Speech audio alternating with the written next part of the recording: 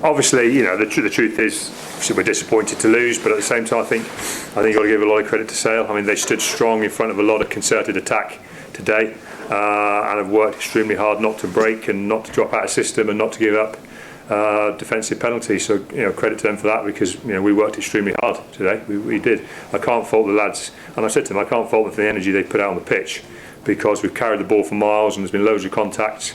But ultimately we've come up a little bit short by probably being a little bit too error stricken in the early part of the game when we did have concerted pressure, and we either lost the ball or given up a penalty or whatever when periods of pressure were our way.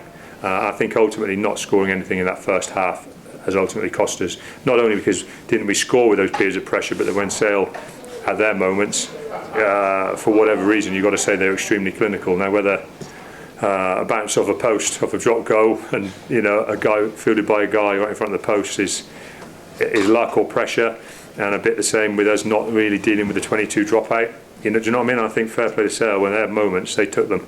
They definitely took them, and the truth is we didn't. We had to work extremely hard for our moments, and ultimately that's why we've come up a little bit short. Yeah, because you had a lot of possession in that. I think the possession stats are going to be incredible in a lot of ways, in that, you know, I've just said to a few people, it doesn't really feel like we were ever under masses of pressure, like long concerted periods of pressure in the game from Sale's attack, but the pressure on the scoreboard was huge. You know, we were looking around, and from moments of attack we were 17 points down, and I think that's a great credit to Sale being ready and clinical and changing the tempo of attack to defence.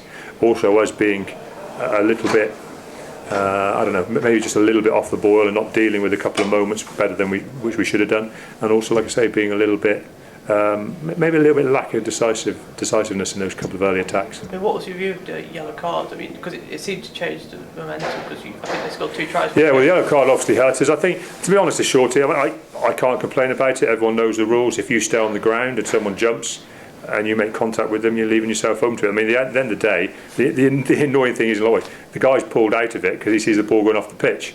So he doesn't jump to contest. If he jumps to contest and it's off the pitch, it's not even going to be a penalty. And I feel a little bit for him, but at the end of the day, the rules are the rules. And he's a good enough player to know that if there's going to be a ball contested in the air, you both got to get up there. I mean, you mentioned the pressure on the scoreboard. Are we proud of the way Oh yeah, I thought after half time we were fantastic. You know, I said to the guys at half time, you know, there's only one thing we're looking at here, and it's just a 5-0 defeat. You know, Sale have got 3 tries. What we've got to make sure we do is we don't let that happen. You know, and what we have to do is we have to get our heads down and make sure we're prepared to work and not take the easy ways out. And when we did, we worked hard after the second half. We worked our way back in.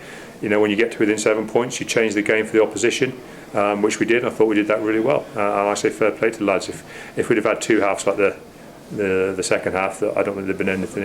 You know, there'd been no doubt for us about the game, because we just had a better focus and a better, I'd say, just not a better mentality. Our mentality was good, but we were just a bit more decisive, a bit more clinical, and just that bit more where we needed to be.